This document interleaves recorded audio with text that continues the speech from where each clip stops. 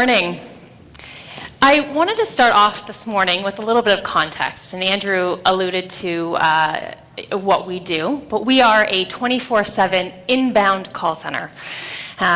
We don't do outbound calls, we don't do telemarketing. We take calls, we take emails, we take chats and texts on behalf of our customers. A lot of our customers are in the service industry and they operate 24/7, so they need someone to field their calls either after hours or 24/7. I am third generation in our business. This is my grandmother, and as Andrew mentioned, my grandmother started our company.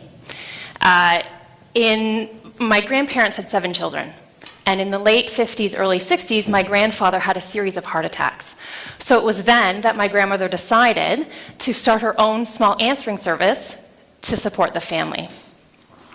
So, again, she rented a 9x9 space, and in this room, she had her switchboard, obviously. She had her cot because it's 24/7. She had a Bunsen burner type stove, and she had a potty, and she lived there for 6 months. Now, in preparation for this presentation, I actually went and saw my grandmother's first office, which I don't know why, but I've never seen it before. And this is the door to her office. And I don't know if you can tell by this picture, but it's actually located in a stairwell, which is different. And if I zoom in on the yellow paper, it tells you what this room's used for now. So please knock before entering the washroom. And here it is. This is our first office. And there literally are 9 1-foot ceramic tiles by 9 1-foot ceramic tiles. It's a tiny, tiny, tiny little room. She lived there for 6 months. So in the late 60s, one of my uncles, actually purchased the company off of my grandmother. And in the early 70s, my dad got involved. He was in school at the time, and he would work in sales and help out during the summer and on weekends. When he graduated, he started working with my uncle, and they ran the business together. Sadly, in 1976, my uncle passed away, and my dad purchased the company off of my uncle's estate when he was 26 years of age. He then focused on growth. So he really, for the next 30, 35 years, he really focused on growth. A lot of acquisitions. He moved from Burlington, Hamilton, to Niagara, to the GTA, to Ontario, to Quebec, to Canada, to the US. We even have a couple of customers in Europe, too. But he really focused on growth, and that was sort of his thing. I graduated in the late 90s from university with a business degree, and as Andrew mentioned, I worked in advertising on some huge global businesses. I moved over to Unilever, again working for another large global company. And as is quite common in marketing in Canada, the marketing department got moved to the States. And I was offered a job in Green Bay, Wisconsin, which I turned down. And it was at that point that my dad started having conversations with me about joining the family company. And I was hesitant, to say the least. I had huge reservations, 3 big ones. One, I was very career-oriented. I am career-oriented, and I thought, if I join with my dad, will the success be my own? So I was nervous about that. As I mentioned, I worked for large global organizations, and I thought, I don't know if this is going to be sophisticated enough, quite frankly. And number 3, this is what I thought of when I thought of answering services or call centers. I thought, this is a place where dreams go to die. This is where, everything's offshore. It's, a very sad place. It's very sterile. The turnover is so high. So my dad said, you know what, I'm going to set up a meeting with you, a little lunch meeting with 3 employees from our Toronto office, just to get a feel. I had not made a decision at this point. I was so very, very hesitant. So I met with 3 people. We went out for lunch, and immediately, literally immediately, I felt a spirit and an energy that I had not, in my business career, felt ever. The way that they talked about the employees and the team and the passion they had for the business, it was literally that 60-minute lunch that I changed my mind and decided to join the family company.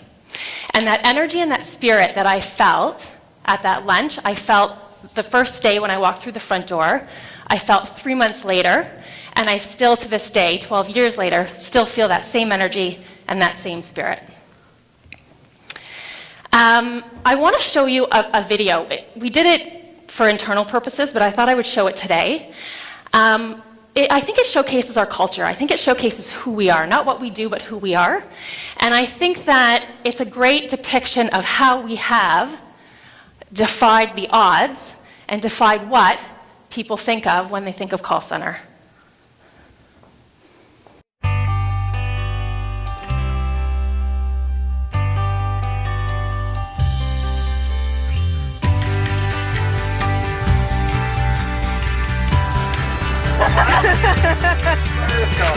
All right, you ready? Oh! Wow! Shake it off, boys.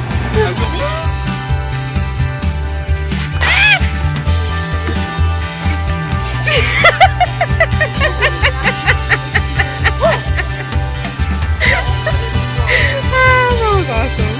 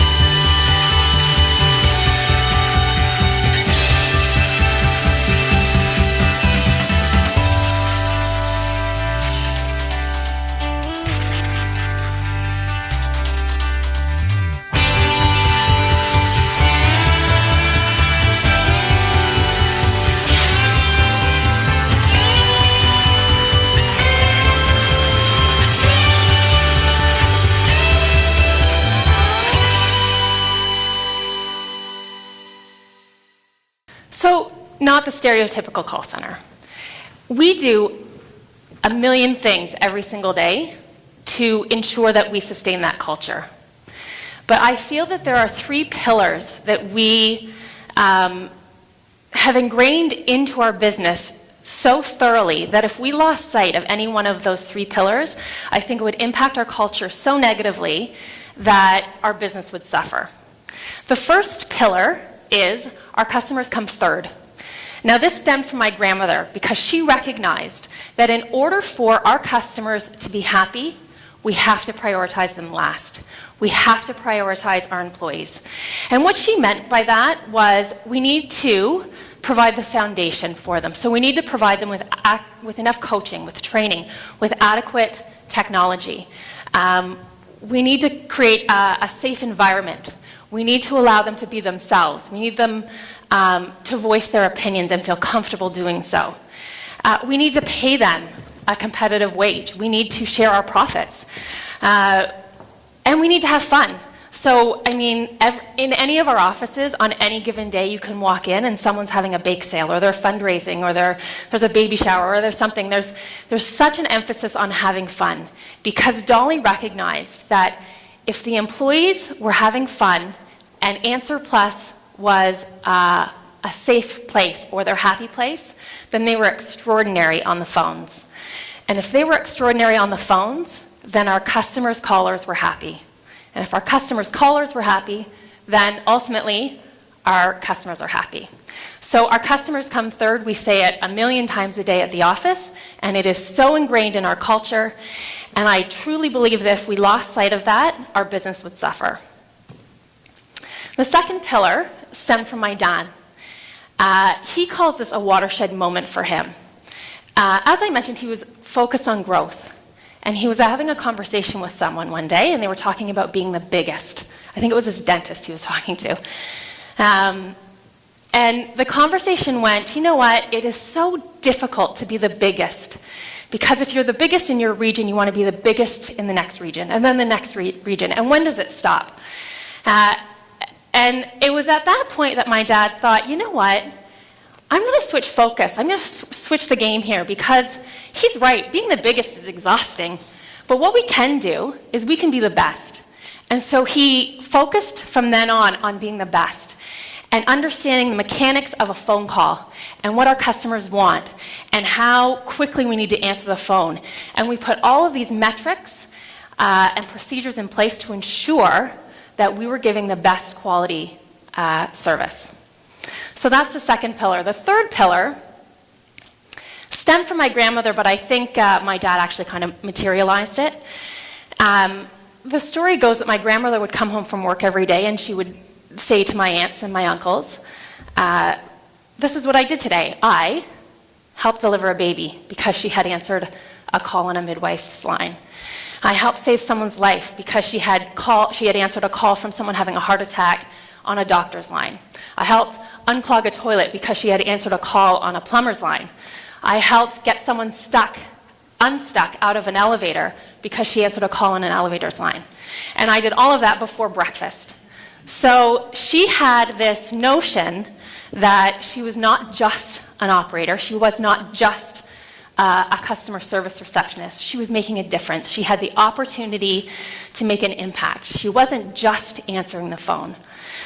And where my dad comes in is he recognized that that was a key skill or trait in hiring CSRs. So we revamped our entire hiring process to ensure that we were hiring people that had an innate need to help, an innate need to make a difference. And if you profile our operations team, they have a very similar profile to nurses, which, as we all know, are in the business of helping people. So we really focused on hiring people that want to make a difference. I want to end with this slide today. It's an important number, 2,745,676. This is the number of calls we took last year, but more importantly, it's the number of opportunities we had to help last year. Thank you for letting me share my story.